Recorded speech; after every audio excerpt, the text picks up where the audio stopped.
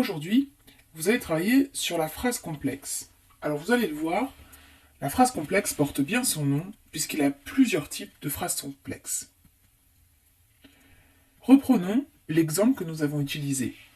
Le garçon qui est à ma gauche mange une pomme. Rappelez-vous, une phrase complexe est une phrase qui comporte deux verbes conjugués, deux ou plus. Le premier ici, le plus important, c'est le verbe mange. Le deuxième, c'est le verbe être. Deux verbes conjugués, donc deux idées. La première, c'est le garçon mange une pomme. Première idée, première proposition. À l'intérieur de cette première proposition, vous avez une deuxième proposition qui est à ma gauche. Deux verbes conjugués, deux idées, deux propositions, voilà ce qui définit une phrase complexe.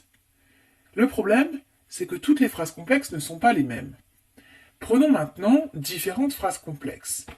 Pour chacune d'entre elles, vous le voyez, elles comportent deux verbes conjugués, donc deux propositions, ce sont toutes des phrases complexes. Mais toutes ne sont pas les mêmes. Intéressons-nous maintenant à Pierre joue au football, Élise joue au basket, et il est sorti ce soir, mais sa mère n'était pas d'accord.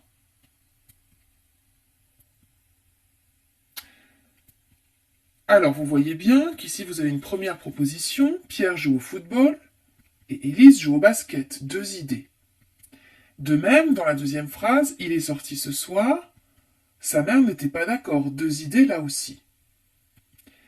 Eh bien vous allez voir que pour ces deux phrases, contrairement aux autres phrases qui restent, nous pouvons constater que les deux idées sont autonomes l'une de l'autre. En fait, on pourrait tout aussi bien remplacer la virgule par un point et transformer une seule phrase en deux phrases autonomes. Même chose pour le deuxième exemple.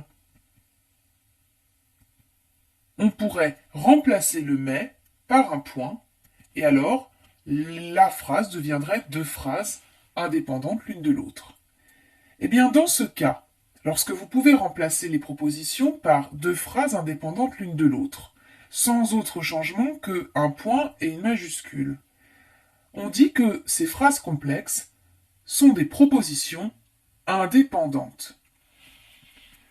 Donc une proposition indépendante, c'est une proposition autonome que l'on peut faire fonctionner seule.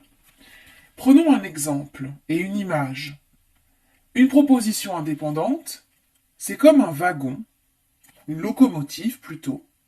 Une locomotive, vous le savez, c'est ce qui est à la tête d'un train et qui peut fonctionner tout seul.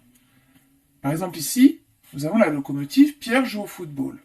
Et puis nous pouvons accrocher à cette première locomotive une deuxième locomotive, Élise joue au basket. Les deux seront reliés par une virgule, par un point-virgule ou par deux points. On dira alors qu'elles sont juxtaposées, mais à chaque fois, elles peuvent fonctionner seules. On peut aussi les remplacer par un mot, et, mais, et puis la fameuse liste que vous connaissez, mais où est donc ornicard. Eh bien dans ce cas, ce ne sont plus des propositions juxtaposées, mais des propositions qui sont reliées par une conjonction de coordination, donc elles sont coordonnées. Passons maintenant aux trois autres propositions qui nous restent. Le garçon qui est à ma gauche mange une pomme. Lorsque je suis rentré, tout était dérangé. Je pense qu'elle va bientôt arriver.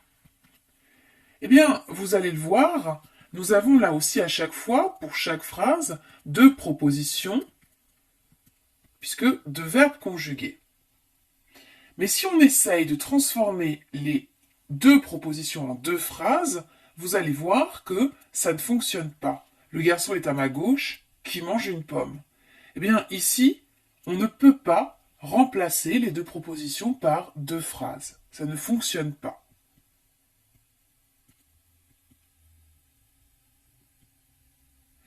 Dans le cas de propositions non autonomes, pour reprendre l'image de la locomotive et du train, en fait, pour chaque proposition, vous avez une locomotive, c'est-à-dire une proposition qui dirige, par exemple je pense, et puis vous avez non pas une autre locomotive, mais un wagon, qui ne peut pas avancer, qui ne peut pas fonctionner sans une locomotive.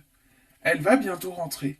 Pour relier le wagon et pour pouvoir tirer le wagon, on a besoin d'un mot qu'on appelle un subordonnant, ici QE apostrophe.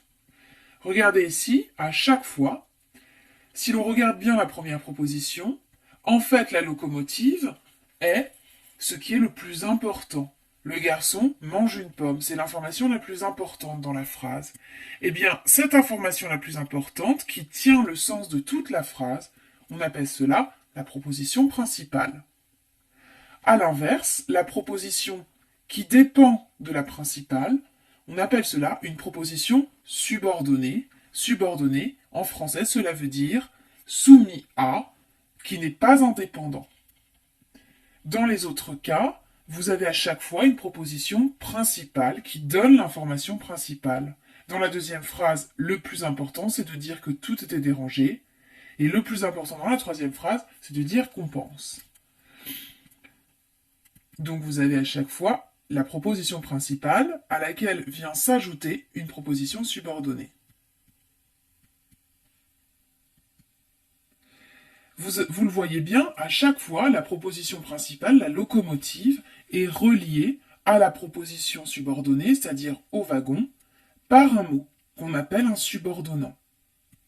Ce subordonnant peut être placé, en général en début de proposition, et il peut être placé en tête de phrase. Alors, parfois, la proposition subordonnée vient compléter un nom. Mais elle peut aussi compléter un verbe, comme dans notre troisième exemple. Parfois, elle complète toute la phrase. Voilà la différence des propositions subordonnées. Voilà, vous connaissez désormais la phrase complexe.